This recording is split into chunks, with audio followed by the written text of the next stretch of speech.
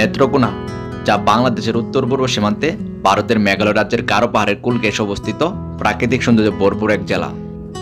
সীমান্ত ঘেঁষা এই অঞ্চল জুড়ে রয়েছে সবুজ প্রকৃতি, ঝর্ণার স্বচ্ছ পানির ধারা আর পাহাড়িদের জীবনযাপনের চিত্র। এখানে আসলে দেখা যায় সকালের পাঁচগাঁও পাহাড়ের শান্ত পরিবেশ, ভারত থেকে আসা মহাদেও নদীর পাতলা বনের পাহাড়ি সৌন্দর্য, লেঙ্গুরার সাতশহীদে মাঝারে বীরত্বগাথা আর বিরিশিরি চীনামাটির পাহাড়ের সৌন্দর্য, সব মিলিয়ে নেত্রকোনা যেন এক ভ্রমণ স্বর্গ। আজকের ভিডিওতে আমরা তুলে ধরবো একদিনে নেত্রকোনা ঘুরে দেখার সুন্দর একটি ভ্রমণ গাইড এবং পাশাপাশি তুলে ধরার চেষ্টা করব এই ভ্রমণের সকল খুঁটিনাটি তথ্য। আমাদের এবারে যাত্রাটি শুরু হয় ঢাকার মহাখালী বাস টার্মিনাল থেকে রাত 9টা 30 মিনিটের পাহাড়ি ট্রাভেলসের একটি বাসে করে, যার জনপ্রতি ভাড়া পড়েছিল 400 টাকা করে। যেতে সময় লাগবে 4 থেকে 5 ঘন্টা, আর এই বাসটি আমাদের নামিয়ে দিবে পাঁচগাঁও গ্রামের মহেশখোলা বাজারে।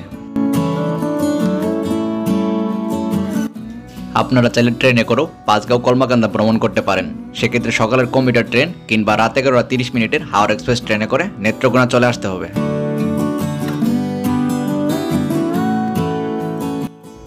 রাত 9টা 30 মিনিটে আল্লাহর নাম নিয়ে আমরা রওনা করলাম নেত্রকোনার উদ্দেশ্যে।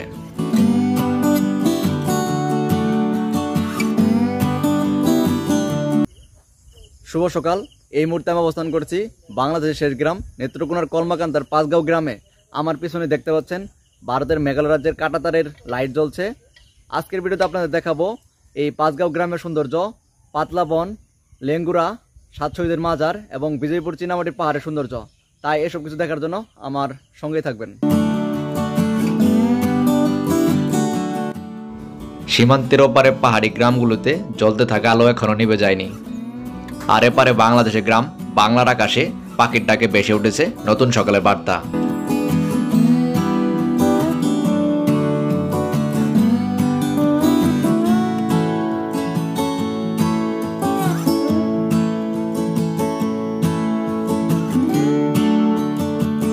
নেত্রকোনা আসলে এই ধরনের গাড়ি 600 থেকে 700 টাকার মধ্যে সারাদিনের জন্য রিজার্ভ করে নেবেন। আমি ড্রাইভার মামার নাম্বার ভিডিও ডিসক্রিপশন বক্সে দিয়ে দিব, আপনারা চাইলে যোগাযোগ করে আসতে পারেন। মহেশখোলা বাজার থেকে 4টি স্পট ঘুরে দেখার জন্য একটি মোটরসাইকেল ভাড়া করে নেই, যার জনপ্রতি ভাড়া পড়েছিল 350 টাকা করে।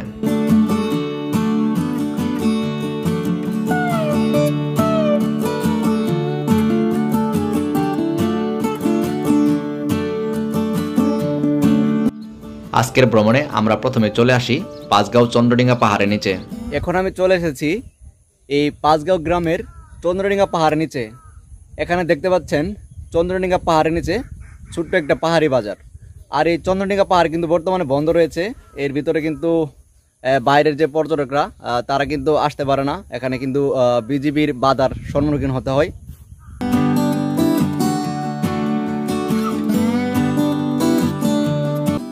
নেত্রকোনা জেলার কলমাকান্দা উপজেলায় অবস্থিত পাঁচগাঁও গ্রাম, যা প্রাকৃতিক সৌন্দর্যে ভরপুর একটি পাহাড়ি এলাকা। বর্তমানে পাঁচগাঁও বাংলাদেশের অন্যতম সুন্দর গ্রাম। এখানকার চন্দ্রডিঙ্গা পাহাড় পর্যটকদের কাছে পাঁচগাঁও পাহাড় কিংবা কলমাকান্দা পাহাড় নামে পরিচিত। জনশ্রুতি আছে যে শত শত বছর আগে চাঁদ সওদাগরের নৌকা এখানে ডুবে গিয়েছিল।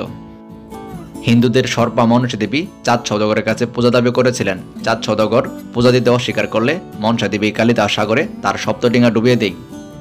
সেই থেকে এই পাহাড়টির আকৃতি নৌকার মতো হওয়ায় এর নামকরণ করা হয় চন্দ্রডিঙ্গা কিংবা চন্দ্রডিঙ্গি।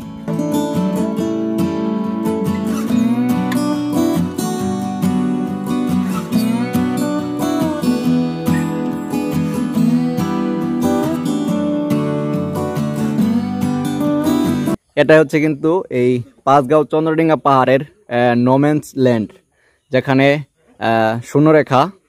এরপরে কিন্তু ভারতের মেঘালয়ের সীমানা শুরু, কিন্তু এই মুহূর্তে আমাদের প্রবেশ করা এখানে নিষেধ। কিছুক্ষণ আগে আমরা আসার সময় বিজিবির সম্মুখীন হয়েছিলাম, তখন কিন্তু বিজিবির বাধার মুখে পড়েছিলাম। আমাদের এইটুকু অতিক্রম করা নিষেধ। যদি অতিক্রম করি তাহলে কিন্তু বিজিবির জেরার মুখে পড়তে হবে, তাই আমরা ভিতরে যাইতে পারতেছি না। বর্তমানে কিন্তু এই পাঁচগাঁও কলমাকান্দার যে চন্দ্রডিঙ্গা পাহাড় আছে, এর ভিতরে যাওয়া নিষেধ। পাঁচগাঁও চন্দ্রডিঙ্গা পাহাড় ঘুরে দেখার পর এখন আমরা চলে যাচ্ছি মহাদেও নদীর পাতলা বন ঘুরে দেখতে।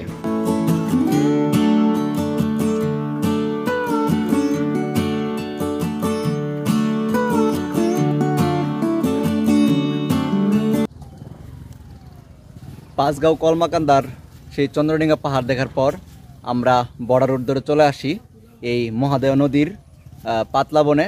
আমার পিছনে দেখতে পাচ্ছেন এই মহাদেও নদীর ভারতের সীমান্তবর্তী একটা নদী, এর ওপারে কিন্তু পাতলা বন। পাতলা বনে যাওয়ার সময় এভাবে মানুষ এবং মোটরসাইকেল মহাদেও নদী হেঁটে পার হয়। সকালের শুরুতেই এভাবে মহাদেও নদীতে কর্মচাঞ্চল্য শুরু হয়। কেউ ছোট চলছে জীবিকার সন্ধানে, আবার কেউ হাঁটু পানিতে নেমে কয়লা সংগ্রহ করছে।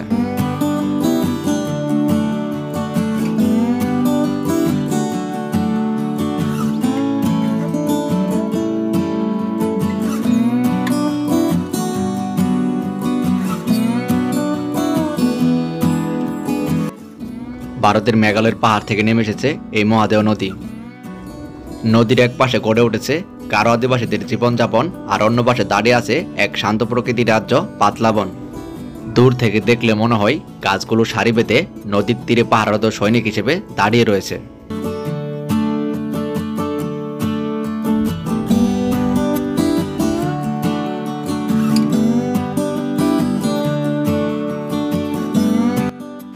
পাতলা বন ঘুরে দেখার পর পাহাড়ের সীমান্ত রাস্তা ধরে এখন আমরা ছুটে চলছি লেঙ্গুরা ইউনিয়নের 7 শহীদের মাজার দেখতে। এক পাশে পাহাড় দাঁড়িয়ে আছে নীরবে, আরেক পাশে দিগন্ত জোড়া ধান ক্ষেত।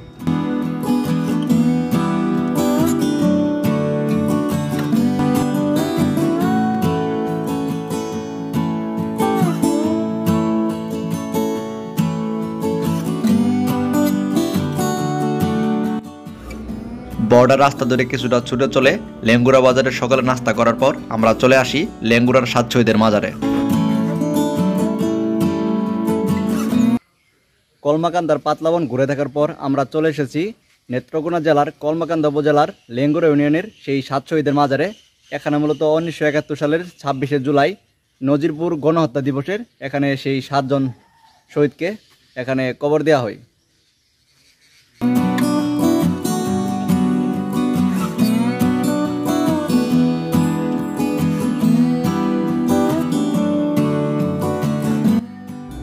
চারপাশে নির্জনতা, গাছগুলোর পরে বাংলাদেশ ভারত সীমান্ত রেখা, আর এই মাঝখানে ছোট্ট জায়গাটি 7 শহীদের মাজার।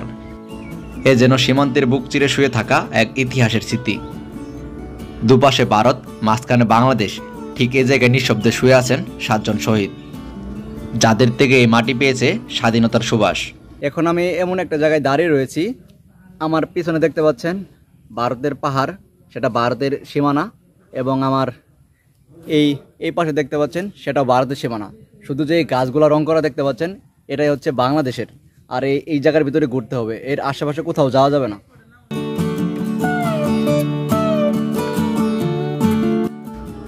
সাত শহীদের মাজার ঘুরে দেখার পর আমরা চলে আসি দুর্গাপুর বাজারের সোমেশ্বরী ঘাটে।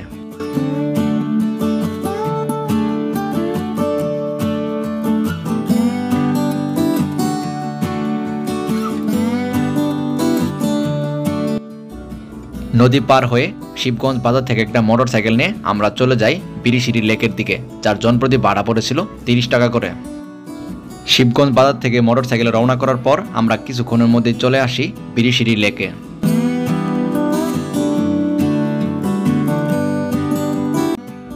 উত্তর পূর্ব বাংলাদেশের নেত্রকোনা জেলার দুর্গাপুরে লুকিয়ে আছে এক স্বপ্নপুরী, নাম তার বিরিশিরি লেক। দেশের বিভিন্ন জায়গা থেকে ঘুরতে আসা পর্যটকরা একে বিজয়পুর লেক নামেও চিনে থাকে, যার রঙে লুকিয়ে আছে এক অন্যরকম শান্তি। বর্ষার সময় পাহাড় থেকে ধুয়ে আসা মাটির খনিজে কখনো এই লেকের পানি হয় নীল, আবার কখনো সবুজ, আবার কখনো গভীর আকাশী। চারপাশ জুড়ে কারো পাহাড় আর মাঝখানে নীল এবং সবুজ পানির লেক।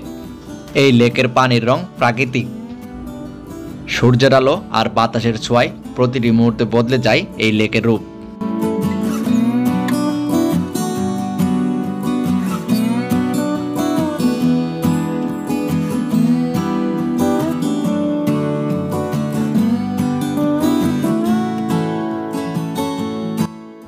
এই পুরো ভ্রমণটি কমপ্লিট করতে আমাদের খরচ হয়েছিল 1300 টাকা। আপনারাও চাইলে এরকম বাজেটের মধ্যে সুন্দর একটি ট্যুর দিয়ে আসতে পারেন। আপনাদের সহযোগিতার স্বার্থে এই ভ্রমণের পুরো গাইডলাইন আমার ভিডিও ডেসক্রিপশন বক্সে দিয়ে দিব। আশা করছি পুরো নেত্রকোনা ভ্রমণের ভিডিওটি আপনাদের কাছে ভালো লেগেছে। তাই ভালো লেগে থাকলে অবশ্যই চ্যানেলটি সাবস্ক্রাইব করে পাশেই থাকবেন। দেখা হচ্ছে নতুন কোনো ভিডিওতে, নতুন কোনো পর্বে।